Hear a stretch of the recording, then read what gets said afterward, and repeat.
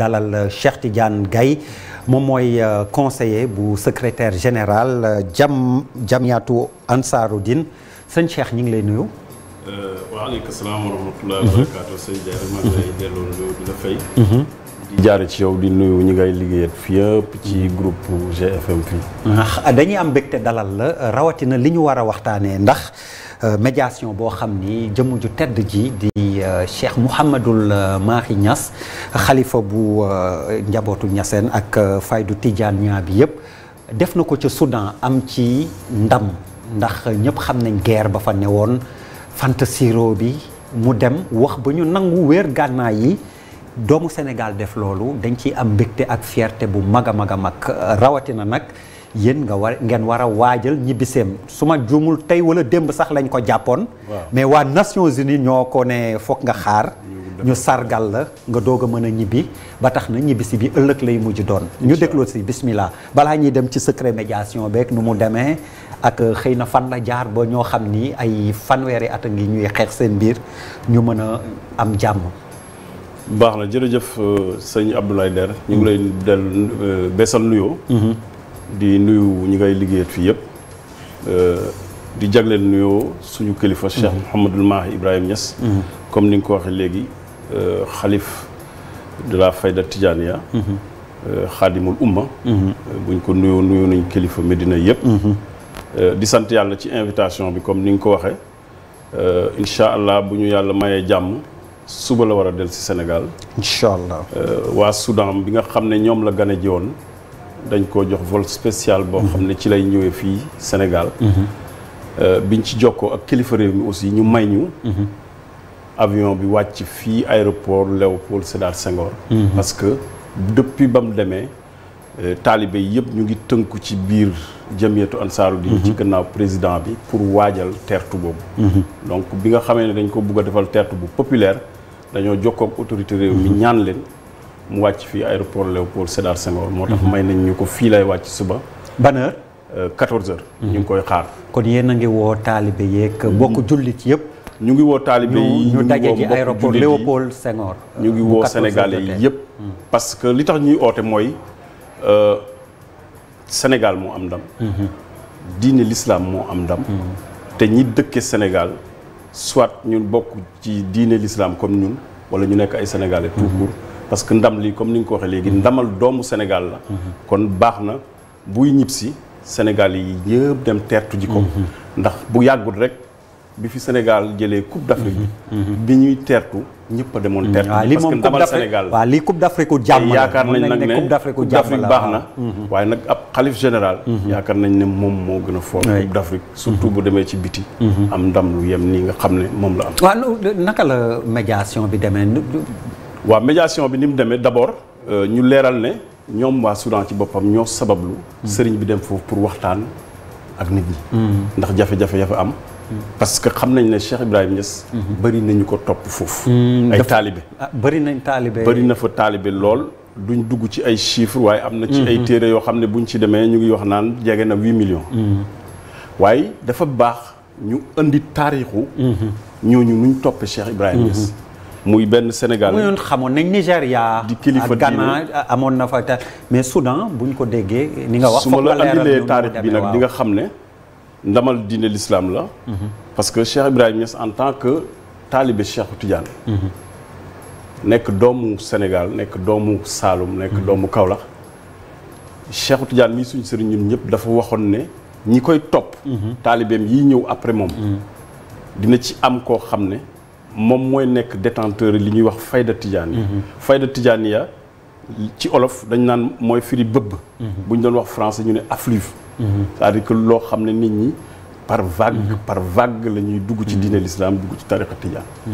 d'ailleurs loolu la ko caractériser woon ne bu ñëwee loolu mooy mellal ne fayda bi ñëw. Cheikh Ibrahima Niass moom nag en 1929 jëm 1930 dafa déclaré ne moom mooy ba borom fayda boobu. moom la ko Cheikh Tidiane jox radiyallahu anhu. alors bi mu ko déclaré ñii aussi muy def liggéeyu kilifa diineem ba 1937. mu nekk at moo xam ne année phare la parce que ci la dem defi aji farata. ndax ajam bu njëkk la woon.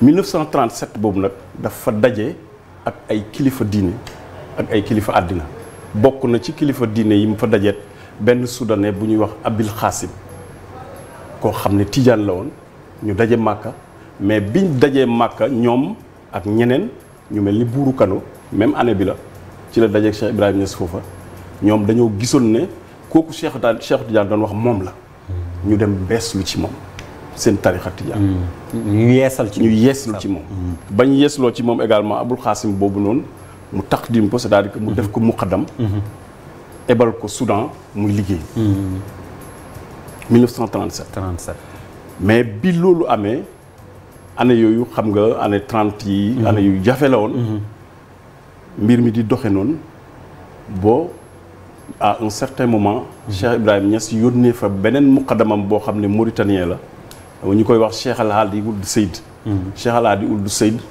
doom la ci Mawlud Fall Mawlud Fall mi nga xam ne moom moo indi tarixa Tidiane fii ci Sénégal ku ko fi yore rek soo remonté sa branche bi ci moom nga jëm doomam jooju muqaddamu Baye Niass la Baye Niass moom la yebaloon Nigéria ak Soudan ak réew yooyu noonu yëpp pour que ñu fay liggéeyal fayda bi donc ñooñu ñoo fa liggéey boobu ba 1962 la fa Baye Niass door a dem en tant que kilifa diine d'ailleurs bi muy dem foofu mu ngi jóge ci benn tournée africain la woon parce que dafa jóge Nigéria ci dëkk bu ñuy wax Kano ànd ak premier ministre Nigéria de l'époque Ahmed Bello ñu dem Soudan bi ñu demee président bi moo leen accueillir ñu koy wax Ibrahima Boulit donc muy ngan goo xam ne ngan gu am solo la woon à part 62 boobu delluwut fa lu dul 1972 ñun ci liñ xam 1972 bi muy dellu foofa booba fekk président bi fa nekk mu ngi tudd Jaafar Nimeri waaw Gafaar Nimeri la waaw ñuy wax ne taalibe Baye Niass la woon moom ci boppam Cheikh Ibrahima Niass moo ko joxoon wirdu Tidiane 1972 xam nga certainement ne Cheikh Ibrahima Niass 1975 la ñu fàddu fii ci la dellu xëy bu ci boromam yal na yàlla yokk leeram te taas ñu ci barke allahumma amiin waaye ba mu delloo itamit mission bi dafay continuer donc relation bi comme juddu woon na relation Sénégal ak Soudan relation njabootu Cheikh Ibrahima Niass ak Soudan dafa continuer kon gis nañ fi mu jógee gis nañ fi mu jógee d'ailleurs bala ñuy yegsi ci visitu xalifa bi dama bëggoon rek nga may ma wax ne 1999 Seyda Mariam xaadimatul Quran bi ngeen xam Sénégal ak Soudan seen relation xawoon na am ay jaxasoo tuuti bokkoon na ci ñi dox jàmm boo ñagas-ñagas yooyu ñu romb ko kon xam nga ba léegi mission bi mu ngi continuer mais mieux 2008 suñ sëriñ suñ baay Cheikh Mouhamadul Mamoun Ibrahima Niass mi ngeen xam certainement moom itamit président Abdoulaye Wade sollicité woon na ko fi pour mu dem Soudan doxali ko fa tànk jàmm yu mel nii mu defoon fa ngan gu yàgg ngan gu am jeexital ngan gu am solo presque def na fa 2 mois daanaka mu bugg a ñib si gars yi téye ko fa boobu yàgg fa lool ne doyaluñu donc da ngay gis ne bii Seyda Mariam moom dafa doxoon jàmm diggante Sénégal ak Soudan bii président Abdoulaye Wade moo sollicité woon sëñ Mamoun pour mu doxali ko jàmm waaye nag visitu xalifa bii moom waa Soudan ci boppam ñoom ñoo soxla woon sàkku ci xalifa bi pour mu ñëw fa waxtaan ak mbooloo mi waxtaan ak mbokk jullit yëpp pour luy delloo si jàmm foofu ci Soudan yónnee woon seen benn vice président pour mu indi invitation bi vice président bi moo ñëwal boppam fii indi invitation bi vice président bi ñan ñoo fa jote woon rek très rapidement bon xam nga problème Soudan nag faction yi bari la waaw dafa am ay ethnie am na ethnie yi ñuy wax am na Four am na ethnie yi ñuy wax Neyla am na ethnie yi ñuy wax Zal donc querelle ethnique la yàgg na ça a commencé depuis les années 83 85 ba 86 am na beneen problème boo xam ne yaakaar naa su ma juumul mu ngi déclenché woon entre 1996 ak 98 2003 également amoon na problème donc mais xalifa bi moom yàggu fa macha allah te am ci ndam nii loolu tamit lan moo koy expliquer waaw li ma yaakaar ne moo koy expliquer loolu il faut ñu dellu ci diine l'islam la rek parce que dafa nekk loo xam ne gis naa ko muy wax ak ñoom moom moo mun ci télé bi gis naa ko muy wax ak ñoom ak yëpp mais dama bëgg a wax ci diir bu gàtt boobu ñoom ñëpp ñu nangul ko nii yéeme na daal yéeme na waaw xam nga te ñi jéem bëri na yàgg na xam nga li tax ma yaakaar mu possible mooy dafa fekk ay nit ñoo xam ne dañ ko reconnaître comme autorité dañ koy déglu waaw parce que ay taalibe Baay Ñas lañ mais nit ñoo xam ne également ay jullit lañ nekk ci turux yi nekk dans le soufisme comme ñun ñooñu tamit bu demee yóbbu message yu l'islam wax ak ñoom ci diine. yaakaar naa dina yomb. pour ñu déglu ko. te yaakaar naa loolu bokk na ci li nga xam ne moom mooy secret visite bi. loolu laa bëggoon wax di wax nag ne invitation boobu bi mu amee. moom bi muy dem. d'ailleurs boo xoolee délégation bi mu àndal rek. ñan la àndal di nga xam dimension wu Cheikh Ibrahima Niass. parce que ci biir délégation bi am na ay muqaddam yoo xam ne ñii ay Mauritaniens lañ. ñii ay Nigériens lañ. am na ci benn doomu. donc délégation internationale la defal yow internationale am na ay muqaddam yu jóge Mauritanie. am yu jóge Nigéria am kii ñu ànd ak moom dem foofu. d'ailleurs am na sëtu Cheikhul Hadi boobu ma lay wax. Ould Seyd. bu nekk ci biir délégation bi ñu koy wax Cheikh Tidiane Ould Seyd. mais am na ci également ku ñuy wax Haj Mishri am na ci ku ñuy wax Hafiz Ould Nahwi am na ci ku ñuy wax Ibrahima Boci muy doomu Taïb Boci bu Nigéria parce que zone boobu yëpp daanaka dafa nekk zone boo xam ne bëri na taalibe bi bàyyi si lool macha allah. yeneen këru diine yi ndax kii boole ngeen leen ci xew mi. yu Sénégal waaw yu Sénégal. non yëguma yeneen këru diine yu bokk ci délégation bi. mais li ma xam mooy bi ñu demee. xalifa bi mu yeggee mardi yi ci fajar. visite bi gannaaw bi mu gisanteeg autorité réew mi parce que su ma juumut le ministre de la coopération et des affaires sociales moo ko accueillir. après vice-président bi accueillir na ko. beneen kilifa accueillir ko également avant président bi di ko accueillir. mais gannaaw gisante boobu mu gisanteeg autorité état bi aussi. dafa amoon benn daje boo xam ne daf ko waroon a def ak borom xam-xamu diine yi. foofu nag daje wu doon ak taalibe Baay si rek. jullit yi yëpp la daje woon. dañ ko ubbi ñu def fa benn conférence boo xam ne moom moo ko doon animé. di waxtaan ci jàmm. diine ak jàmm diggante jullit ak moromam diggante nit ak moromam rek nan lañ war a dunde ci jàmm rey nit ni mu nekkee lu délicat ci diine l'islam conférence boobu la def ba pare bi mu ko defee ba pare ci la am rencontre ak yeneen turux suufi yi nekk foofu yëpp ba pare ñu créer ko beneen daje boo xam ne da doon daje ak ñi nga xam ne ñooy faction rebelle yi nekk foofu mu waxtaan ak ñoom bi mu waxtaan ak ñoom ba pare ci la réconciliation bi nag door a mën a possible nga xam ne dafa dajale ñi nga xam ne ñoo nekkoon en front incha allah parce que après première semaine bi nga xam ne Khartoum la ko def ak li ko wër après dafa dem zone u Darfour bi mooy zone bi gën a dangereux exactement d'ailleurs fa la ay wa nekk rapporté nañ ñu ne bi muy dem président bi mu ngi koy wax ne ko yaa ngi koy dem ci zone bu jafe yaa ngi dem ci zone bu bëri insécurité mais ñun wóor nañu ne la fa nekk Tijaaniya am na doole goo xam ne déggal nañ leen déggal boo xam ne boo wax ak ñoom yàlla mën na ñoo may jàmm dellu si yàlla def na sutura boobu te vraiment sutura boobu yàlla def na ko ña fa nekkoon yëpp jël nañ engagement pour wéer seeni ngànnaay pour waxtaan pour jàmm dellu si buñ ko teeroo incha allah aéroport Léopold Sédar Senghor ba pare 14h ñu fàttali ko 2h maanaam ci ngoon si fan la jëm lan mooy programme bi buñ ko teeroo aéroport bu fa wàccee dafay dem Médina incha allah fa lay jubal directement. fa lay jubal incha allah d'accord amul escale Dakar fu ñu koy dalal wala yooyu day dem directement. déedéet dafay dem Medina incha allahu taala Medina Baye parce que xam naa bu fiy wàcc comme ay 14h jëm 15h la. dañuy fexe rek mu gaaw a génn ak Dakar ak. xat-xat yi nga xam bugguñoo sonal nit ñi trop. parce que xam nga comme dafay génn ak délégation. il faut mu am ay escorte ak yooyu. te heure bu nit ñi wàcc di circuler la Dakar moo tax bugguñoo créer. vraiment ay jafe-jafe dem ba Soudan am fa ndam lu ni mel mais fii aussi ci langue politique bi surtout lañ ko gën a seetlu xët-xët yi ci am incha allah bu ñëwee loo xalaat tamit ni ngir dalal langue politique bi ak aussi Sénégal dina ko am ci taxawaay.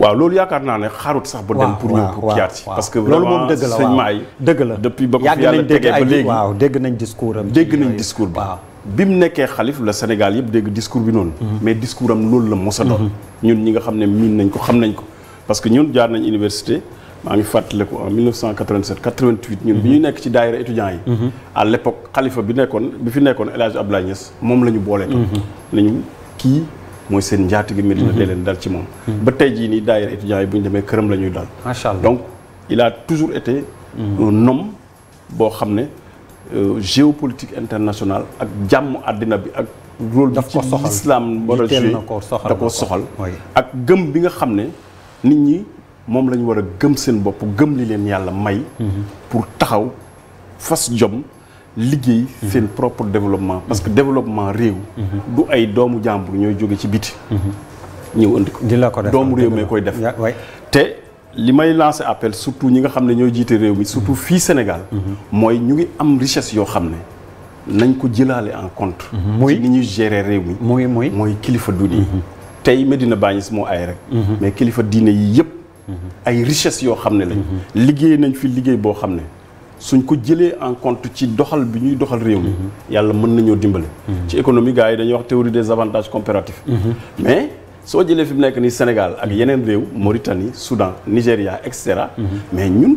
am nañ avantage comparatif par rapport ak ñoom parce que ñu ngi am sëriñ boo xam ne sénégalais la ñoom ñëpp ñu koy noyee kon nangul ko déggal ko kon loolu yaakaar naa ne suñu autorités yi war nañ ko gën a jël en compte te bañ rek di leen interroger di leen sàkku bu problème amee waaw xaar ba problème xam nga récemment même fii Sénégal sax ci climat social bi mu amee gars yi dañ dellu ci kilifa diine fii Soudan jafe-jafe tax ñu ñëw woo sëriñ bi pour mu dellu si Nigéria dina fay dellu waaye nag il faut être préventif. dama yaakaar ne li nit ñi gis ci sëriñ si ba topp leen óolu leen ba bu ñu waxee ak ñoom ñu dégg ak ñoom suñ doon dellu ci sëriñ soos politique yi nga xam ne ñu ngi koy mëne ci réew mi muy politique u njàngale muy politique u développement muy politique lu mu mënti doon ñu jël xalaat ak xam-xamu daara jooju boole ko xam-xamu école bi. yaakaar naa dina gën a baax pour réew mi. au lieu que rek. ñuy toog toujours di xaar. bu ñàkk déggu amee ci langue politique yi.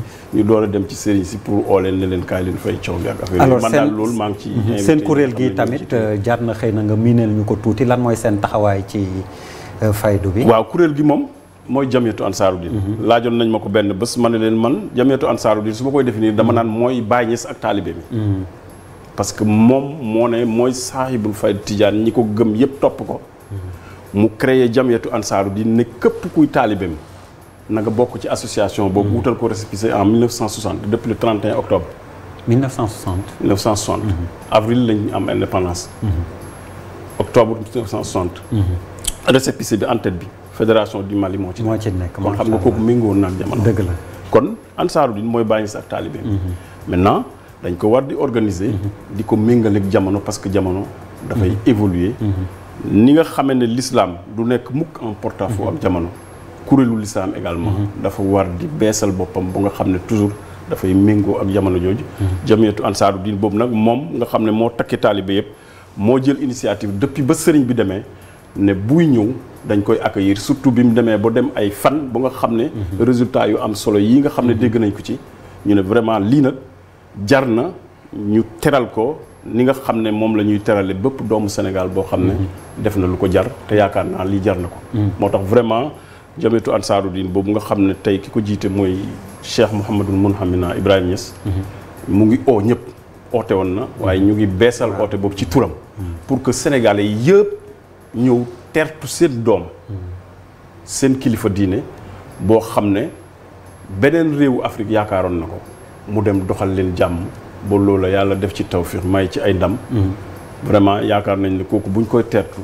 war nañoo mën a oo képp koo xam ne doomu Sénégal nga tertu nañu ko xalifa boo fii ci Dakar ak fee ci Medina Baye xalifa boo gis dafa am luy marqué magistère am yow loo jàpp ni Cheikh Mouhamadul Mahi Niass bi moo nar a nekk empreinte am ci faydu bi waaw li ma ci gën a jàpp daal mooy appel bi muy lancé pour surtout woo jeunes yi ñu gën a gëm seen bopp gëm ne yàlla moom mooy maye te yàlla mi leen judduloo Sénégal gi may na leen Sénégal loo xam ne buñ góorgóorloo yàlla mën na leen a dimbale ba nga xam ne dootuñ ñee benn réew bu ñuy tudde tey réew bu développé ba tax ñu fiy bàyyi seen réew mi di dem souvent ci réew yooyu ci ay conditions yu jafe moom loolu appel boo xam ne la toujours mu ngi ci dëkk moo tax bi mu dooree toog nii lim njëkk a wax bokk na boobu ci yim njëkk a wax mooy dafay dekkal tool baay appel à tout le monde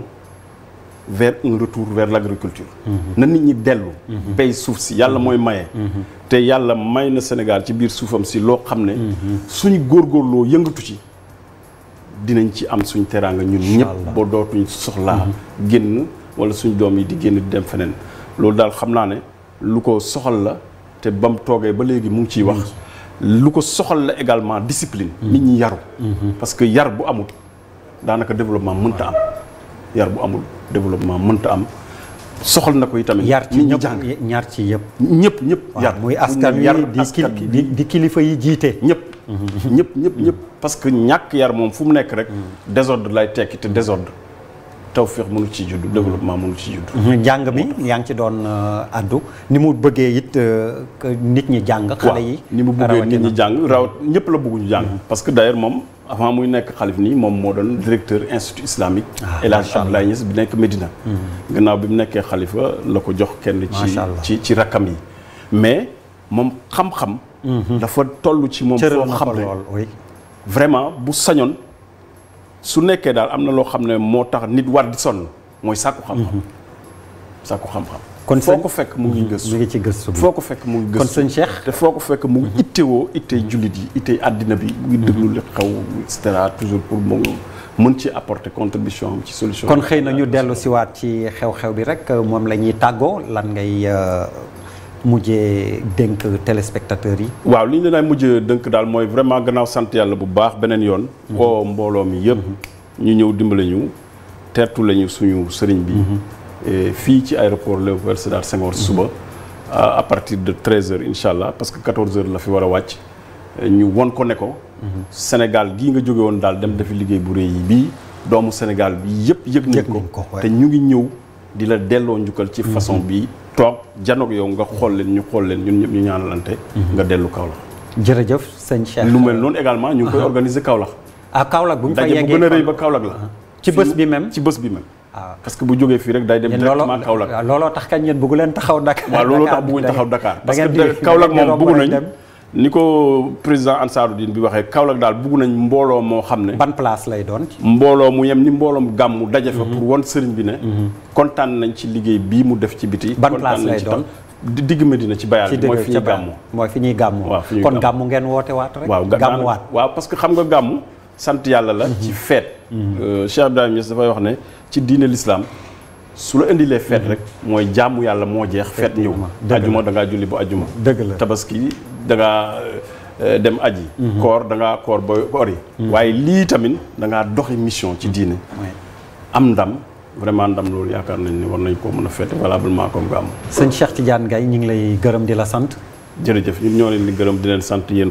jërëjëf yéen waa TFM yëpp ak GFM plus généralement. jërëjëf kon ñuy dellu di ndokkeel xalifa bu tedd bi ci ndam loolu ko yàlla defal ak sutura bi defal ko Sénégal. soxna Fatou Kiné Deme teew na léegi xibaaru marax yi ci kàttanu borom bi gannaaw boobu dinañ dellu siwaat soir d'info ci nasaraan lañ koy yeggalee jërë ngeen jëf.